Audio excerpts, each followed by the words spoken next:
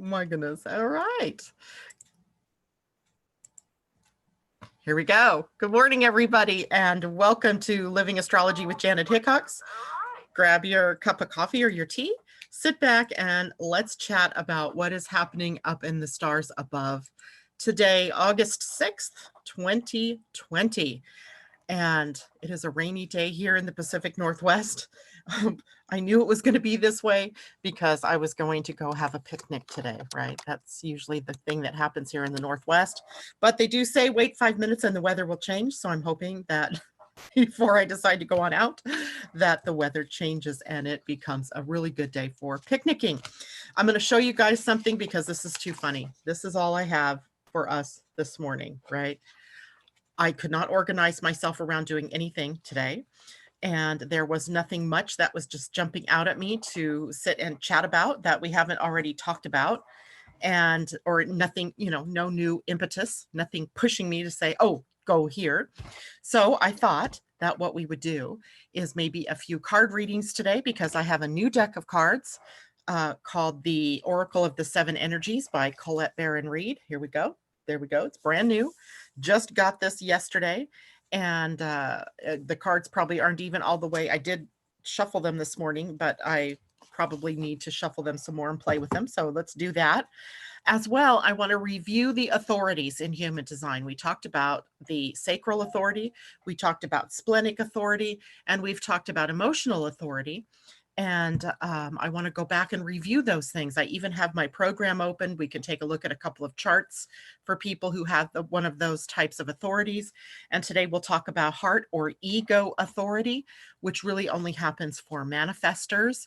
So since manifestors are really only about 8% of the population, it doesn't occur all that frequently, but it's still worth talking about because the heart center is an important center in your human design. And we'll talk a little bit about the moon today in Pisces. I feel that dreamy wateriness of that Piscean energy really right in my face this morning, right in my whole being this morning. Time has no meaning. It's all very liquid and very much flowing. And our Pleiadian-Earth energy today is 7 moving.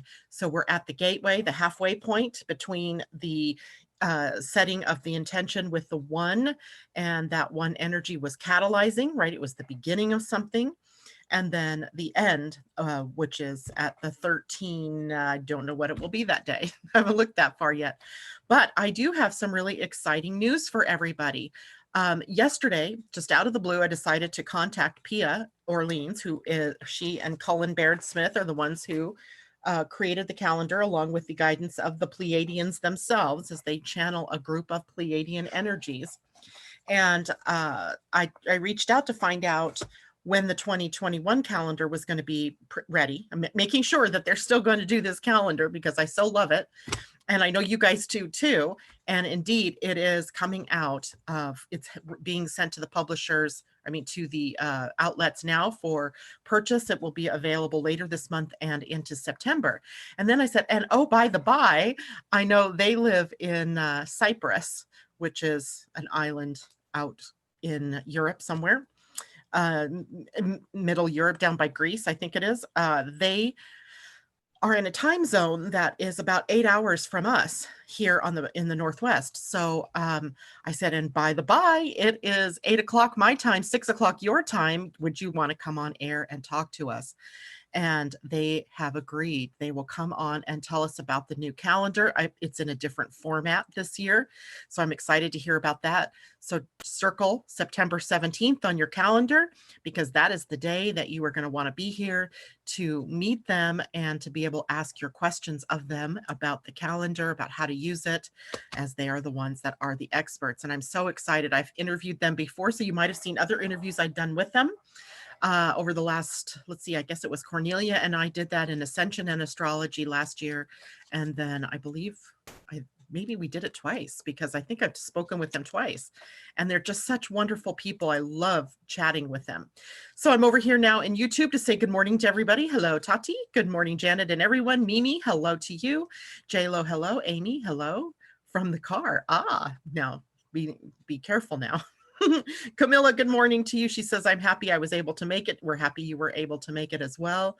And she says, you are welcome to look at my chart, Camilla. I'm going to make a little note of that. I'm not sure that I have a chart for you. But I might have, so I just don't recognize the last name. Maybe you just gave me Camilla. I'll look for that. Debbie Tibbetts Tumio, good morning. Jen Lack, good morning. Ursula, good morning from my own Pisces moon in house 6. So you must be working on something dreamy today, I bet. Jen says, last night saw Saturn, Jupiter, Neptune, and the Dippers stargazing evening. It was beautiful. I went outside last night. The clouds were starting to come in, so I got a really good, you can't miss Jupiter and Saturn. I mean, they are just so bright. Out in the, what is that, southwestern sky, southeastern sky? Yeah, I don't know my directions very well, but they're beautiful and so worth going outside to look for. And also yesterday was the moon is still looking pretty big and sailing across the sky. I also saw the moon in the morning, yesterday morning, right out my front door, like looking right out the front door, right at it. It was amazing. Good morning, Sally Bowen. Good morning, Jennifer Peachy. And Mimi says, certainly up for a chart or a card. Good, good, good, good. So I'm going to write Mimi here. And Mimi's birthday is coming up 2 days, I think it is from now. So we'll have to make sure tomorrow I'll wish you a happy birthday. Or now, because some people might not be here tomorrow. So wish Mimi a happy birthday. Ursula, congrats with the 2021 calendar, bringing in more Pleiadian energy. Good morning, Val. Yeah, I so love this whole idea of living our lives off the grid of the Gregorian calendar, right? I mean, the Gregorian calendar is good if you have an appointment, you want to know what the day is, but it has gotten us into such mechanistic thinking over the course of the millennia that we've used it, or hundreds of years that we've used it, that we got away from our spiritual roots. And of course, there were other pressures that took us away from that as well. It wasn't just the calendar, but the calendar might have been the biggest thing that changed, that pulled us in the direction of separation and into the letting go of our spiritual divine heritage. So a calendar like the Pleiadian-Earth energy calendar, or any calendar that counts the moons differently, it tends to be more holistic. And it brings us more into the energy of the moment, right? Just looking at the calendar, if we look today, it's Thursday, August 6th. Big deal. What does that mean?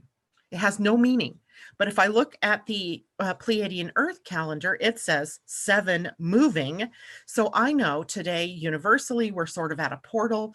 We're really embracing and really living through the umbrella energy of the one catalyzing.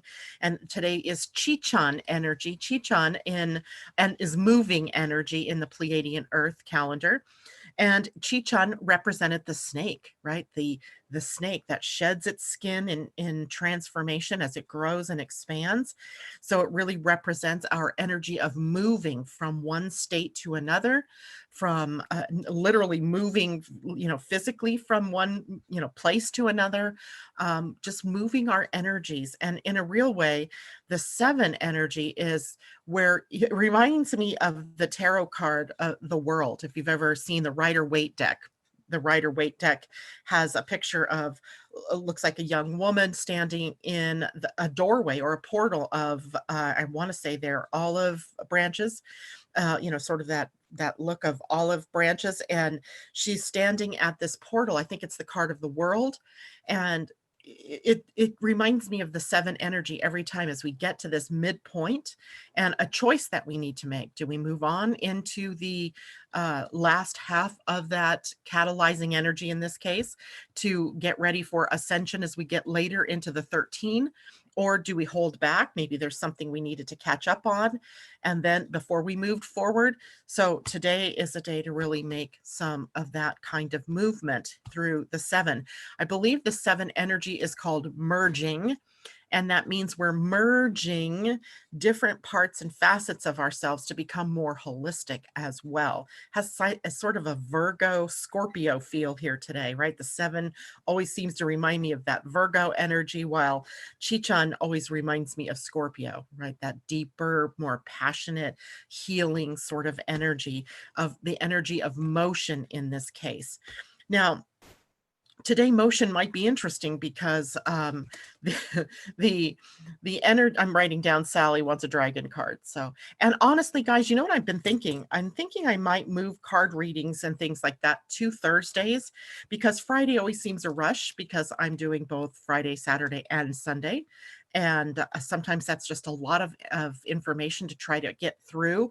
And then that leaves me almost breathless by the time it comes time to do cards. So I'm just kind of tweaking that in my mind to decide if that's something I want to do. So maybe today's a good start for that. We'll do some card readings. We'll do some readings of charts. And since it's a light news day, if you will, we can do that. Let's look at the moon before I start to jump into authority and talk about that. Today, the moon is in Pisces, right? Thus our conversation about Piscean energy. I think unconsciously, as I went to my closet this morning, I went, it's kind of a blue-green day. So I got my blue greens on, and that made me feel like I was in the flow. I was in the watery energy of the day. So today, the moon is in very positive aspects with everybody she touches. She is in a sextile to Jupiter and Pluto, and sandwiched in between those two is a conjunction to Neptune. It is that conjunction to Neptune that I want to focus our energy on the most this morning, because the planet Neptune is the ruler of Pisces, but so is Jupiter.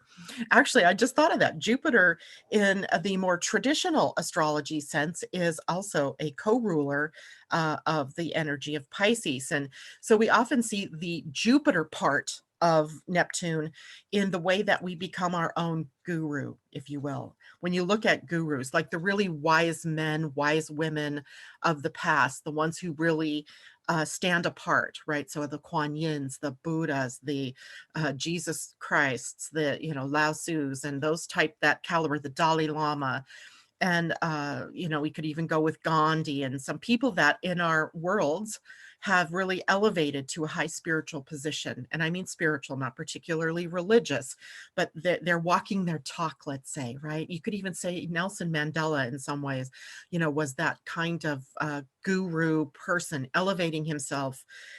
They're all still men. Martin Luther King, still a man, but very much doing something of a higher caliber, a Jupiter Neptune type of person.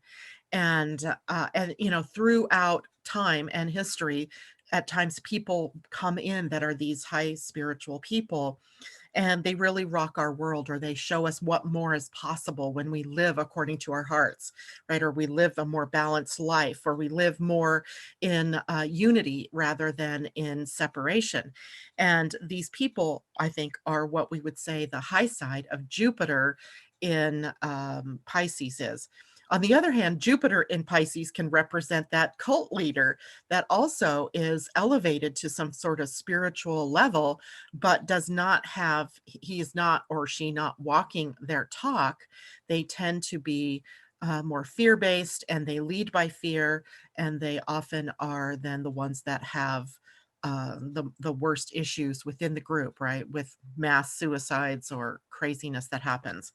So on one hand, you have the elevated leader archetype where they're really walking their talk, and on the other end, the elevated leader who may be more narcissistic and more arrogant and leading their people in the wrong direction. So Jupiter in Pisces, Neptune in Pisces has a completely different feel. Neptune as the ruler, the current ruler of the modern ruler, let's call it. So we have the traditional ruler in Jupiter, and we have the modern ruler in Neptune. It's more spiritual in terms of how we feel, like embodying the divine as an individual, our individual path to redemption in our lives, right? Sort of embarking on a spiritual hero's journey, if you will. So, I mean, in a sense, the spiritual journey and the hero's journey are one and the same, but this would be the more spiritual quest, right? As we're moving out to find the answers of who we are, who is God, can we know God, can we know ourselves, what does it mean to be divine, what is source, all of those kinds of questions.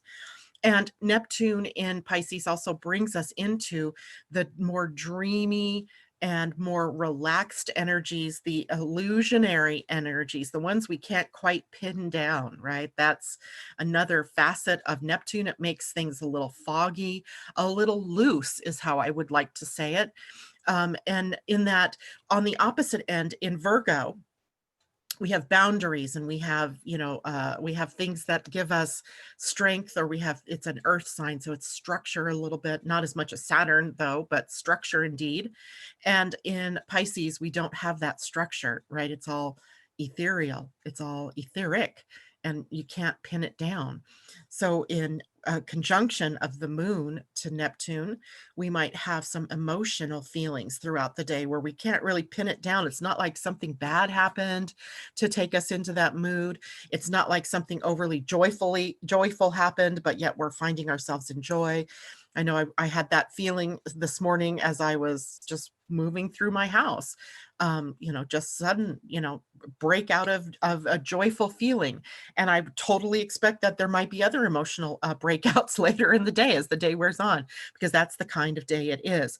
But I'll tell you something else that happens. Stellar insights come when you have the moon in conjunction to Neptune. So for example, this morning, I'm sitting here getting, thinking about what I want to talk about. And Pia jumped into my mind, Pia Orleans. And I went, I wonder if she's going to answer my email about being on the show, because I want her on the show with me, right? I no sooner had that thought, and my phone blasts, how your phone wakes up and tells you, oh, you have a message. And it was an email from Pia. And these things are happening like this more and more. And I think that's a likely effect of Pisces being the home of Neptune and being the ruler of Neptune, and Neptune being in retrograde. That takes us more to that inner world. So we have this rapid, intuitive knowing. All we're doing is tapping into it, right? My mind went there. I don't know why my mind went there in that moment, but it did. And almost immediately was the response from the universe triggering Pia to send me that email. And I don't know all the mechanics of how that works. There's just probably no way of knowing. But that's the other thing, right? It's all about faith, having faith that you are in the right place with the right people in the right timing, that there is no need to push. There is no need to pull. There's no need to tug. There's no need to be anxious or worried about anything, because with this kind of energy, it's all about faith, surrendering to that process of really embodying the divine, being here in the now to be able to tap in. And so all of those dreams, ideas, and fantasies, imagination, creative energy that comes unbidden sometimes, the inspiration, right? Inspirited comes up with this kind of energy. So today, be gentle. It is not a day to be ugly or hateful or, harsh to anyone, least of all yourself. Today's a day to be gentle and just go with that flowing energy. Move where it takes you. Moving with spirit, right? That's the Pleiadian energy today, moving, and the moon in Pisces and in a conjunction to Neptune, just moving, going with that flow. And you'll be in the right place then with the right timing and the right opportunities. Okay, taking a look over here. You're welcome, Mimi. Everybody's saying happy birthday to you. I love it. And so some of you, I just know your birthdays off the top of my head because maybe I've done solar return readings for you, or for some reason your birthday stuck with me, because that happens all the time. And if you are experiencing a birthday or going to have a birthday, let us know so we can celebrate you as well, because I don't always know everybody's charts. Just too many. But some people I really know, like, those of you born on 4/23, I got you, because there's lots of you born on that date here. And Jennifer Peachy, good morning. She said, yes, I have been having that happen, thinking things and it happening exactly like that. Yeah. But also the other side of that experience is that of me, I've been really setting out intention and watching how it moves. And you can actually see how this moves if you're, willing to just sit back and watch how intention moves. And it's amazing. Like yesterday, my poor little kitty, Sadie, I had to take her to the vet. When I called the vet yesterday morning after I got off the morning show, the vet told me that she couldn't get in until the 11th. And I went, the 11th? Oh my God, she's been very constipated, and it's a part of the kidney disease that she has. It's the first time she's ever had that. And I was a little concerned because I don't know what to do about it. And she wouldn't tell me over the phone what to do with it, right? Well, we'll have to see her, but we don't have any openings until the 11th. And I'm like, really? You want me to wait until the 11th for a cat that's obviously got a problem? And she said, well, you could go to the emergency vet. And I'm like, I don't want people that don't know her to see her, because that means, anyway. So I hung up the phone. She agreed to put me on the wait list. So if there was an opening that happened before the 11th, that she would call me. Well, after I got that message, I was like a little bit irritated, and I went, no, not going to do this. What do I want? Well, I want my cat to be seen as quickly as possible, and that the, outcome was going to be a positive outcome. And I set that intention, and at noon, my phone rings, and it's the vet, because a cancellation occurred at 1:40 in the afternoon, and I was able to take Sadie to the doctor, and she was not a happy camper, but she's in a better place now in terms of how her body is functioning. And and it all worked out really well. So what we had suspected was the kidney process was indeed that, not a blockage or anything else. So the high side is, we're not any worse off than we were. We just watch now for that particular function in her body. Summertime, it's warm, and she was drinking water, but maybe just not enough for the heat that was out there. Anyway, so intention, right? What do you want? How do you want something to turn out? And rather than, in the reaction energy of fear, I could have gotten into fear. I was starting to feel a little irritated, agitated with the vet, because they couldn't get me in, until the 11th, or get her in.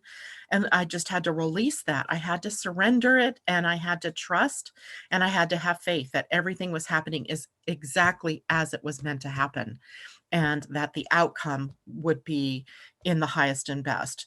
That left room for a lot of different things to happen, right? I wasn't saying specifically, I want in today, I want her in, and it's going to happen the way I want it to happen, because doing that is really going to open you up for disappointment, and then more anger because you're disappointed. So why do that to ourselves, right? We just don't need to.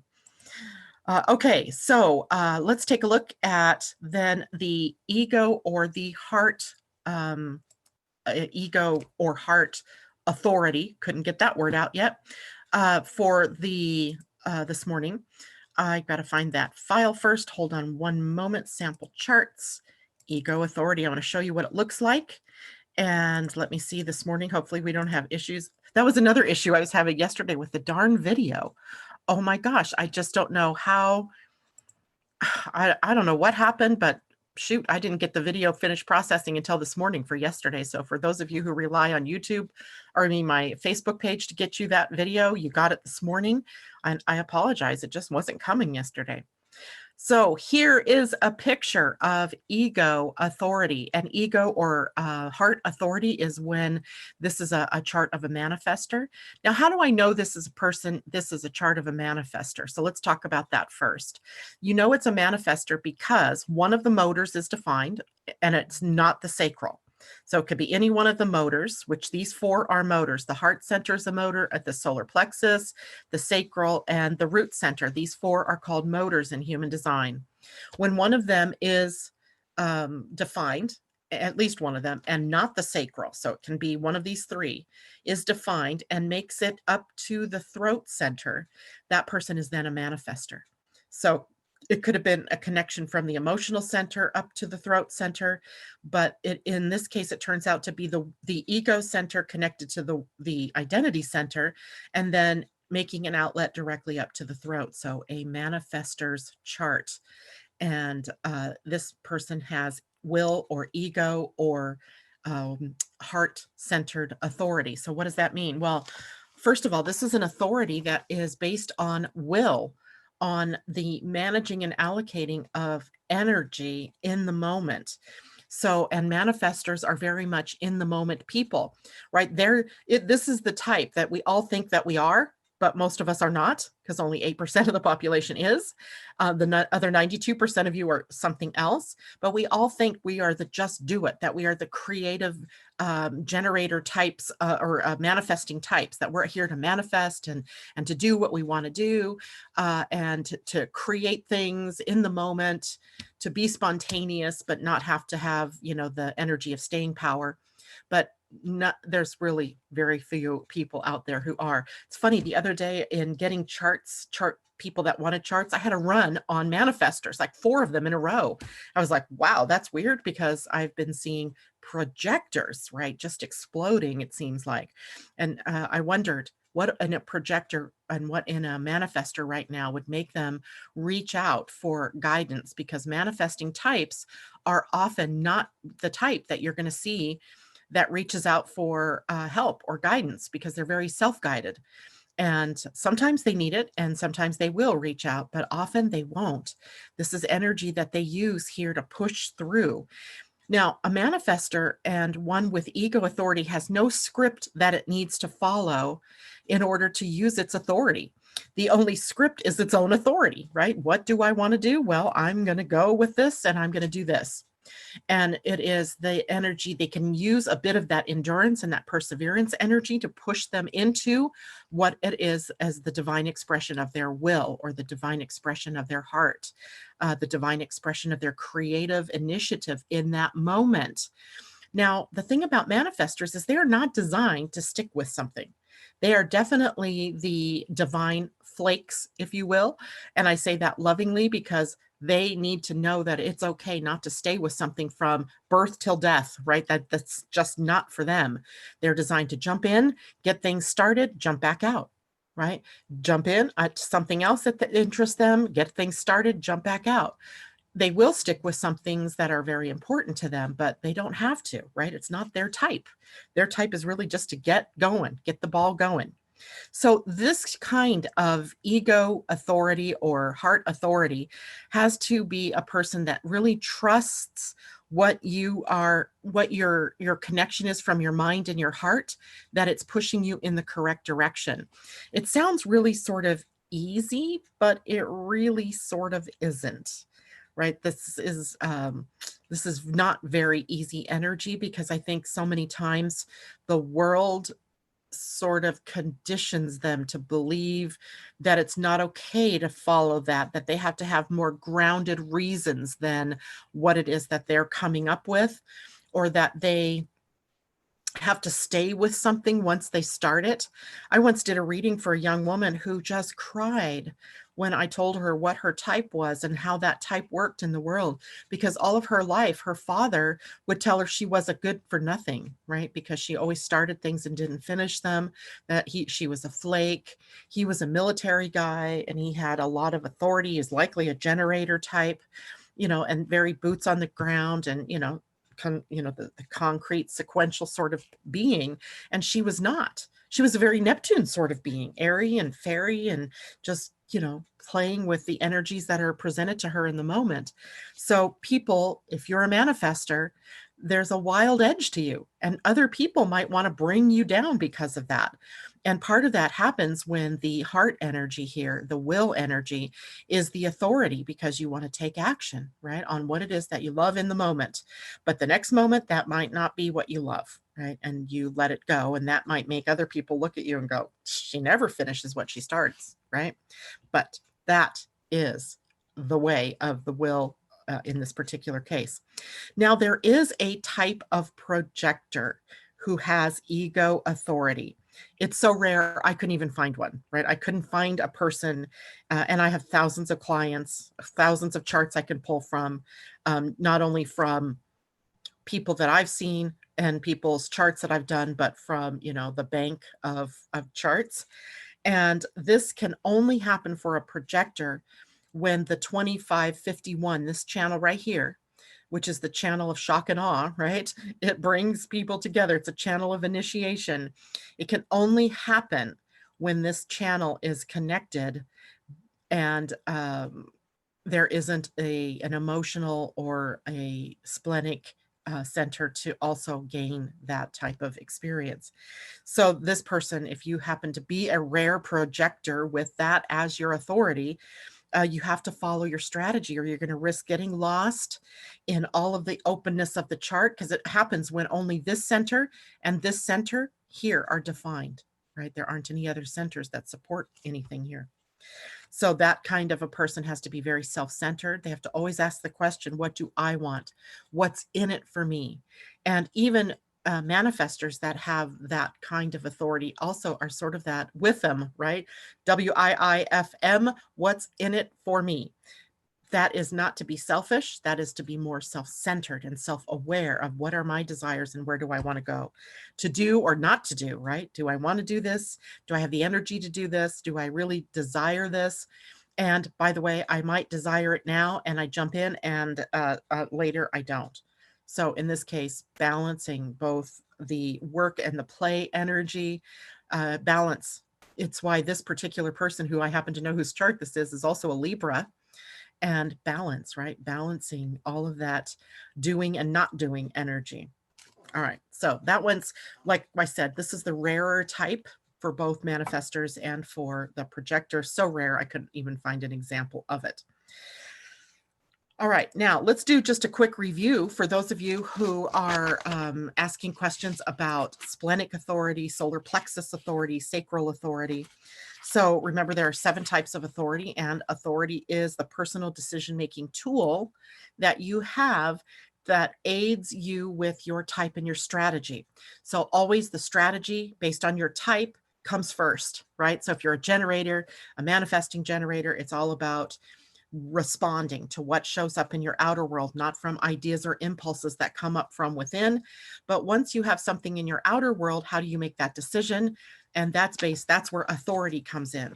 And the same thing for projectors. You're here to wait for the invitation into the big things in life.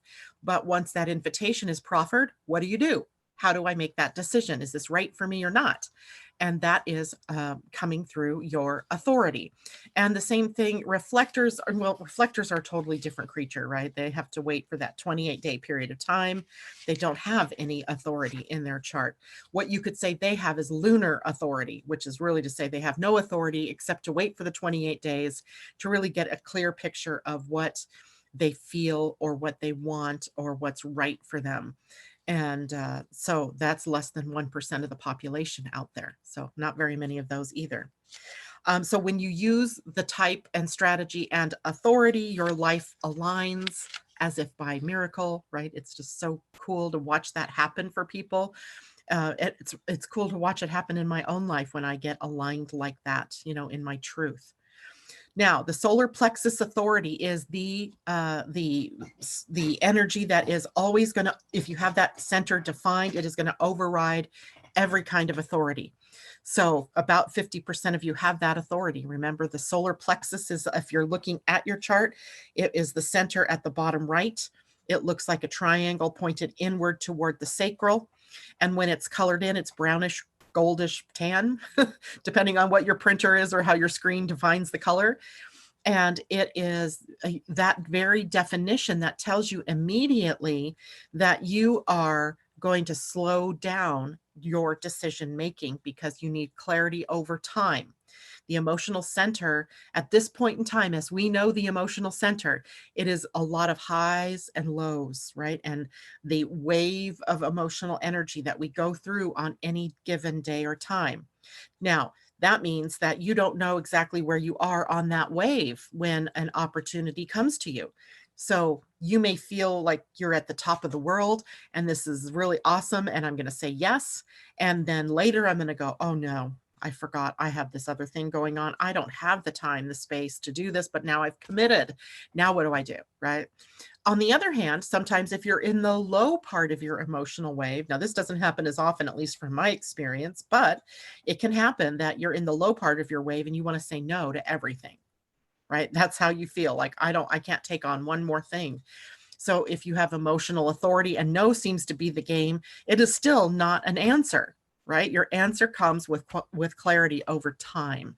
And remember, you're checking in with yourself and you're asking yes or no questions because you do not want to get into the mind. So if I say, how would it feel if I took on that? Then I'm in my head, because the only way I can discover how is by getting up into my head and thinking. But if I say, does this make me feel good? Immediately the emotional center is in response to that. Yeah, that feels good. No, that doesn't feel so good. And we can use that as the template over time. And I always say at least 24 hours to get clarity. And if you don't have clarity over 24 hours, at least it's maybe just not the right timing. So your answer is, instead of a resounding no, it's just not now. Ask me again later, or ask me in a different way, perhaps even. Because sometimes people will ask you that open-ended question. How would you like to go to Hawaii with us next week? Right? That is, again, asking it in the wrong way. If you don't have clarity, ask them to ask it to you in a yes or a no way. Do you want to go to Hawaii with us next week? It's much more direct, and it gives you access to that, that feels good, right? I want that. So the emotional center is always responding, and it responds best to the yes or the no answerable questions, right? Because that's how it likes to work. That's also similar to the sacral authority, only the sacral authority does not have the time limit, right? It does not have the time limit, it answers in the moment. So in the moment, if you have sacral authority, it means you do not have emotional authority. The emotional center is open.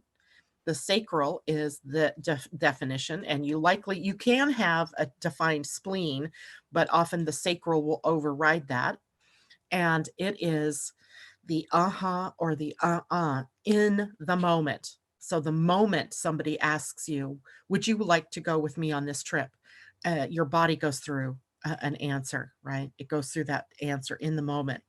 And it only occurs when you're responding to opportunities from outside of yourself, not from inside.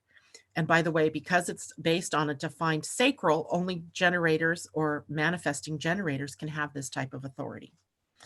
And again, it can only happen if the solar plexus is undefined or open or white in the chart. And it speaks in the now. And if you are hesitating, it means that likely it's not the right time, and you have to honor that as well, right? Or ask me later in a different way, kind of like the emotional center. Splenic authority is the oldest type of authority in your human design. It is energy, or it is authority based on intuition and gut instinct in the now. Again, it speaks in the now. It's an instantaneous recognition of what is correct for you, what is safe for you, what is good for you. And it happens when you're with the right people and the right opportunity in the right moment. And it is something that speaks quite softly. It's not like the sacral authority that's a body reaction that just goes, yeah. It says quietly in the background, this isn't good for you. Or, no, not gonna go there. Or yeah, this feels to me like the right place, right? And I hesitate to even use the word feeling in that sentence, because it's really not anything to do with feeling. It's more an instinct, an intuition that this is the right opportunity. And that means that people with splenic authority have to stay very much present to the now moment, what is happening in the now, so that you can hear that internal voice that's speaking that says, turn right at the next corner. And you do, and you meet up with destiny. Or you avoid a traffic jam, right? Or you're always having to work with that. And you can't allow your mind to get in there and muck it up, right? And muddle it up for you. Because if you do, you're going to second guess yourself, because it's going to cause you to not trust your inner voice. And you will find yourself in a quandary there, because the decision has to be made in the moment, or the moment is gone. And the juiciness of life for you then becomes very confusing or disordered, or leads to the typical projector energy of bitterness, right? Because I missed out on something. And it seems like everybody else always gets their piece of cake and I never get mine. And part of that in this particular instance would be because you're not listening to the voice of your intuition. You're not grounded in your body. You're floating around somewhere. your attention is wandering and you need to come back into the moment. You have to trust in your body and your soul's knowing its inherent wisdom. It's required for you to have that level of trust. All right. So how was that quick review? Let's see how people are feeling. Hugs and pets to Sadie. Can you add a bit of oil to her diet? Ooh, tell me more about that, because I did read something about oil, but I don't recall if that was a good or a not good thing. And my Yogi T said, peace of mind comes piece by piece. Ah, that's awesome, J-Lo. Good morning, Elisa. And Jennifer is having those same things happen, those intuitive hunches coming in. Jennifer Peachy, I am a manifester and it drives me crazy sometimes. I start a garden, but then lose interest. Many things I start, books, projects. Yeah, but that's who you're meant to be, right? Maybe the best, depending on what your authority is now in your chart. So you'd have to tell me what's your authority. Maybe you can have that help you as a manifestor to determine what are the right things for you to start, so you don't feel like you're, starting so many things and not finishing them. And J-Lo, my grandson has those channels and both are defined with his human design and personality. Are you talking about the 2551? Because a lot of people might have that, but it doesn't make the will center their authority. I have ego center or heart center that's defined, but my authority is the emotional center because it's defined. So you got to be very careful. So you have splenic authority, Jennifer Peachy. So that means, did we look at your chart last week when we were doing this? Because it seems to me we might have done that, but maybe not. But Jennifer says she has splenic authority. So splenic authority, along with being a manifester, is that sort of quiet voice that you're hearing inside of you. And when the opportunity to garden comes up, was your spleen on board in that moment? And meaning, was it saying, right? Yeah, I want that. Or do this. The other thing you can do as a manifester that I find interesting is manifestors, when they get something that they're passionate about, they have it's like something happens within them, and all of that passion turns into temporarily sustainable life force energy. It's almost like the passion carries you through to the end of whatever it is that you're truly passionate about. And when you get to the end of that, then you have to be able to rest because you've tapped into energy that isn't natally your own energy. So you might try that, looking at, is this something I'm really passionate about in the moment? And is it something that my gut instinct is on board with? Am I trusting that this is the right thing for me to do? Because if there isn't a lot of passion behind it, then likely you're not going to be able to sustain it. And truly, you do not need to sustain everything. That's very true. But I know that there are likely some things that are, those key things for you that you're really passionate about that you will stick with, right? That make you feel really good. For example, I had this one client who was a manifester, and she woke up one morning, she had this brainy idea of creating a labyrinth in her yard. And you can imagine the amount of work that that's going to take, right? She planned it all out on paper, and then, it was going to take certain number of stones. And, this was going to be a project that I think is going to take, a week or more to do. And she was so passionate about the thought of having this in her yard that she stuck with that for the week or 2 weeks that it took her to finish it. So passion plays a lot in a manifestor's life. Am I really passionate about this? And maybe in the moment you thought you were, and it's okay, because later, the next moment, you're like, wow, this is a whole lot bigger chunk than I thought it was going to be. And now I'm done with this. So anyway, we go through these different processes in our authority, with our authority and our type, that can sometimes lead to a conundrum where it seems like there's two different energies pulling, maybe they're pulling or pushing, butting heads, and we often don't know exactly what to do about that. For Sadie, if vet approved, add a forkful on tuna in vegetable oil to her meal once a day. Ooh, that's a good idea. And I don't think the vet would have a problem with that, as long as it wasn't, salt. She has to have a low salt diet, so I wonder if that would work. So I might ask the vet that, though. Thanks, Mimi. I know you have a lot of cats, so maybe you have cats with that kind of issue too. Okay, so let's start by, let's do some, somebody wanted Camilla. Let's see if I have your chart, Camilla. So I'm going to look for that for a moment. I know your last name. I don't see. So Camilla, I if you have requested a chart from me, is it possible it's under a different last name than what I see on the screen?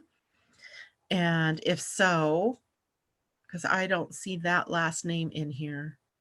So if you could, if you're still out there, type in what your last name is for me to look at, or your birth information so that I could do that. In the meantime, I'm going to pull a couple of cards. Mimi, because it's going to be your birthday, I'm going to pull you a new card, right? One of our new 7 Energies cards by Colette Baron Reed. And these cards are beautiful, right? Look on the back. They have this rainbow sort of circle or sphere. I got to get back to Zoom so I can see what I'm doing. There we go. This rainbow. And the cards themselves are gorgeous. And they have lots of information. Let's see here, Mimi. This is going to be a card to guide you for your solar return, which, by the way, likely happens tomorrow instead of the 8th, because everybody's birthdays are a day early because of the leap year. And that means likely tomorrow is your actual birthday. So we have a little bit of a story for you here. We've got 2 cards that popped in. One, I'm not sure. I didn't look at this to see if there's an upside down. There isn't. So these read up, right up, upside, right side up. And one of them was Waking the Lion, how appropriate for you as a Leo. And the other one says A Grand Symphony. And here's the other one. So we have card 10 or 19 and card 27. So we have a 9 and we have a 1, right? So we have a beginning and an ending. So it's the lion, the Waking the Lion, that represents the 10 or the 1. Isn't that card just gorgeous? I love it. Let's read that one first for you, Mimi. So number 19, which was a 10, which is a 1. Waking the Lion. The key concepts are boldness, the courage to move forward even without knowing the way, facing that which is difficult or painful, and the audacity to step into the unknown. I love using that word. Regardless of the outer conditions right now, you can't wait for your fear to lessen before you move forward. In fact, despite the chaos and seeming disarray, you must be bold. Whatever your trepidation, act as if you have deep trust that all will be well. Nothing is promised to you, but you will never truly see magic if you don't take the risk.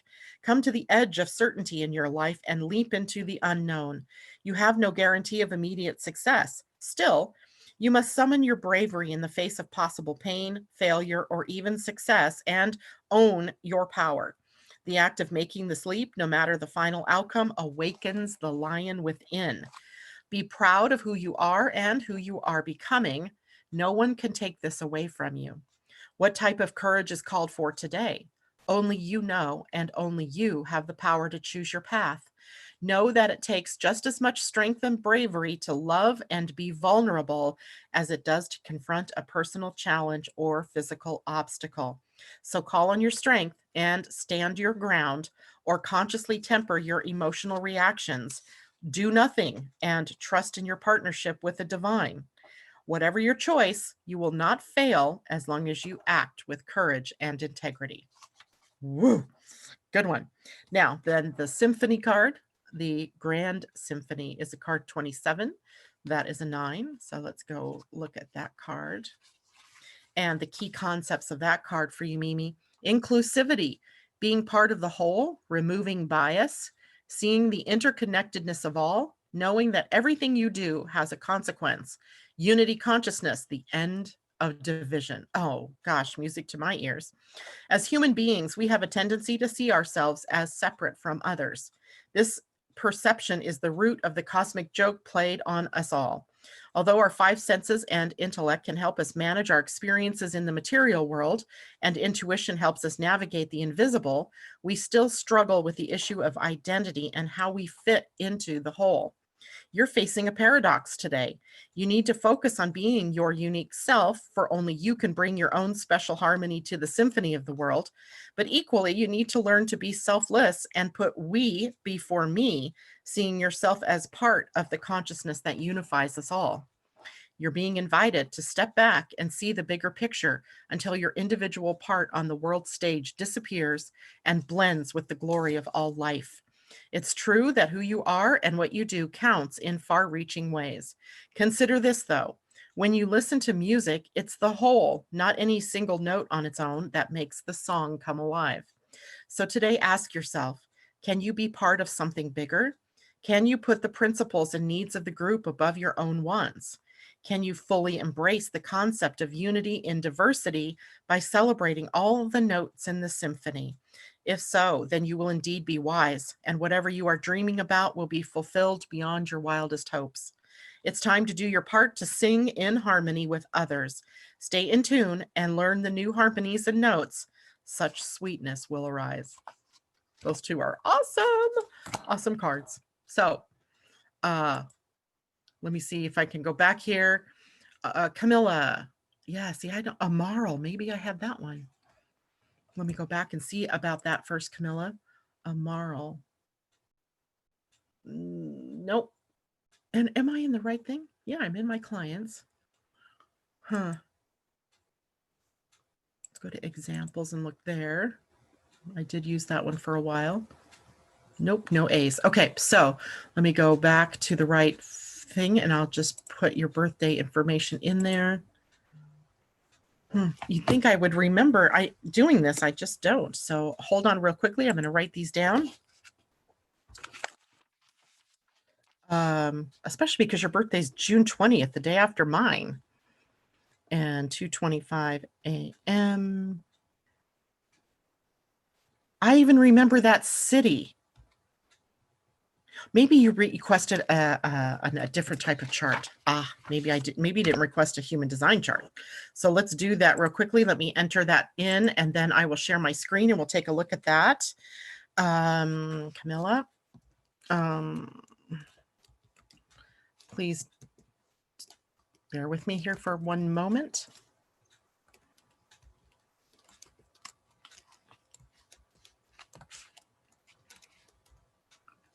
Nope, I don't want that. What the heck? And what time was that? 2:25.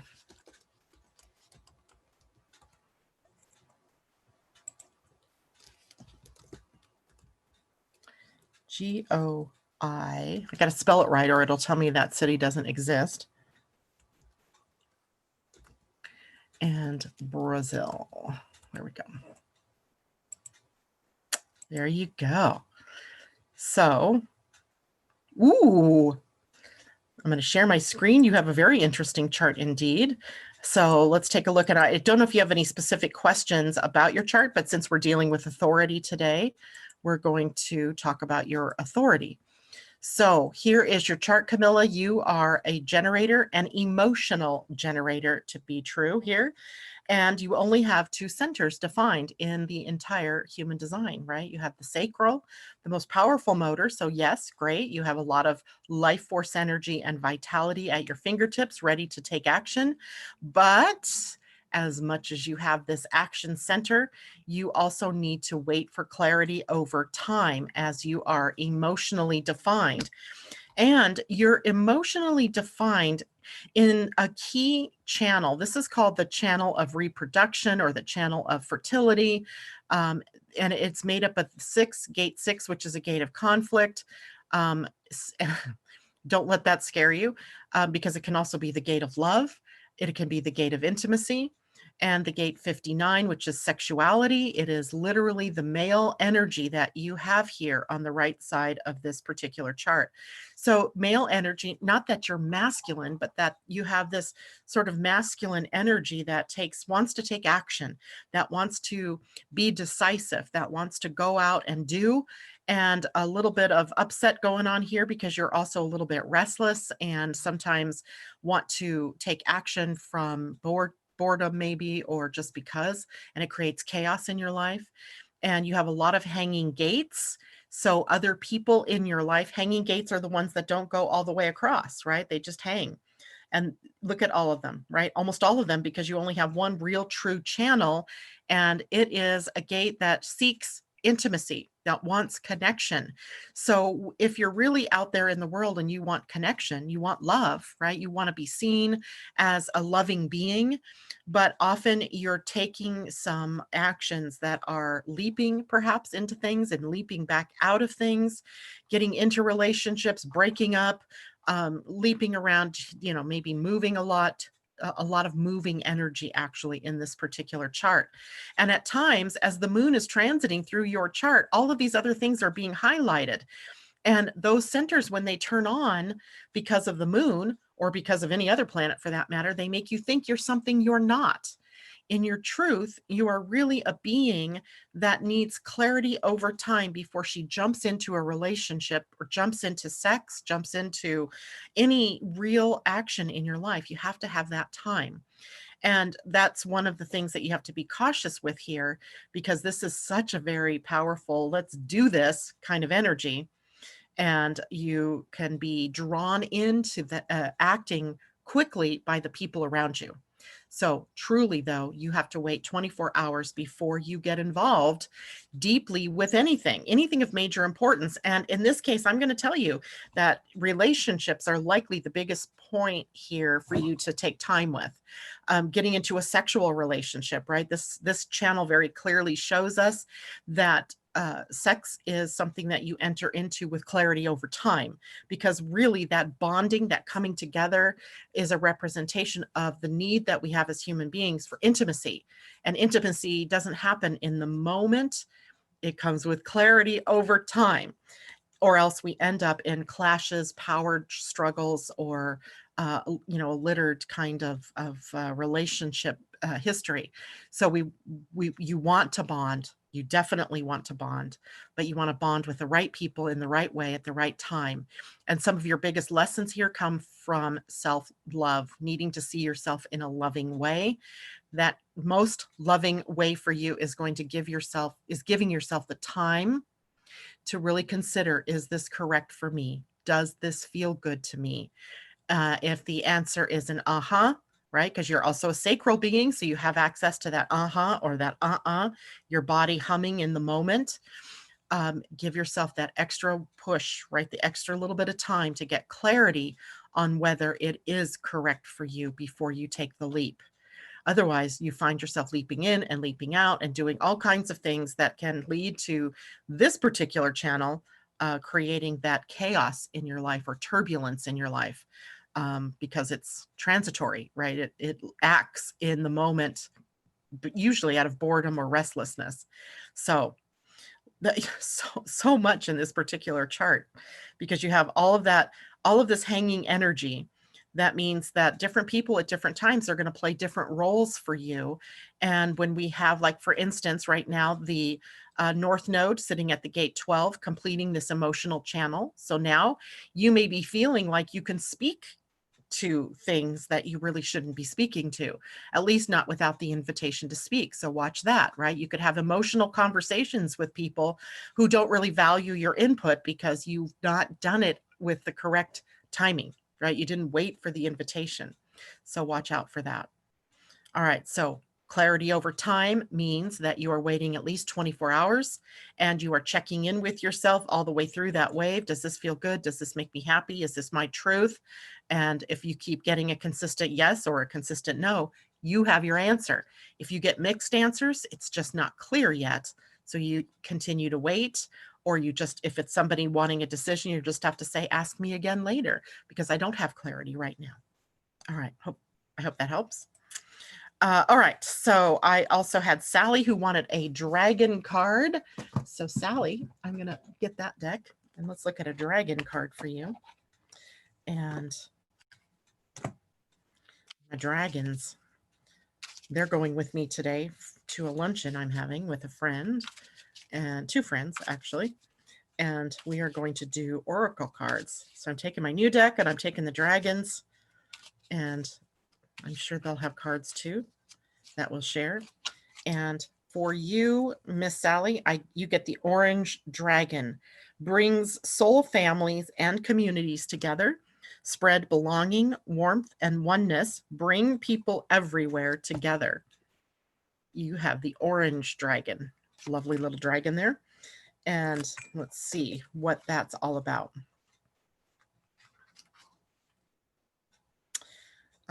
Orange is page 58. And it says, fifth dimensional orange dragons emit flames of joy, warmth, and acceptance. They come to us when our orange navel chakra is open, for this indicates that we are ready to spread joy and oneness. As the world moves towards the new golden age, soul families and groups are drawing together. Orange dragons help light people up so that they recognize each other and enjoy a sense of belonging. They bring fifth dimensional communities together, communities where people cooperate, help each other, and practice harmony and oneness. Many of us need to work with them to bring this about. Here's your guidance, Sally. When you pick this card, your guidance is to see the divine light in everyone. Look for the bonds that link you. The orange dragons will help you to spread their light of warmth, welcome, and acceptance to all peoples, races, and cultures. Let that light shine through you. You will feel a sense of belonging and oneness, and your heart will open. This will help you to develop your abilities of higher manifestation. When you visualize the peoples and animals of the world coming together in harmony and acceptance, orange dragons will flood your vision with their light. Archangel Metatron himself will then take it to energize the plan for Earth. So hold the highest vision for the golden age that is being prepared and do your part to bring your community and the world into spiritual accord. This is a message of higher peace. Whoa, love that card for you, Sally. Awesome, awesome. Okay, putting the dragon away. And last we had Debbie. Debbie, I'm going to use the new deck for you. I know you've also got this deck, so you're just playing with it newly too. So let's see what I get for you here on this, okay? Whoa, they're a little bit wild at the moment. Oh my goodness, they are just jumping around. So this is Debbie Tippett's 2 meal, by the way, in case there's another Deb out there. And Deb says, let it go. 2 hummingbirds, some of my favorite animals. I'm about to get a tattoo on this arm of a hummingbird, so I can't wait for that. Here's your card. Number 24, which is a 6. Let it go. 2 hummingbirds there. So let's see what that's about. Card 24.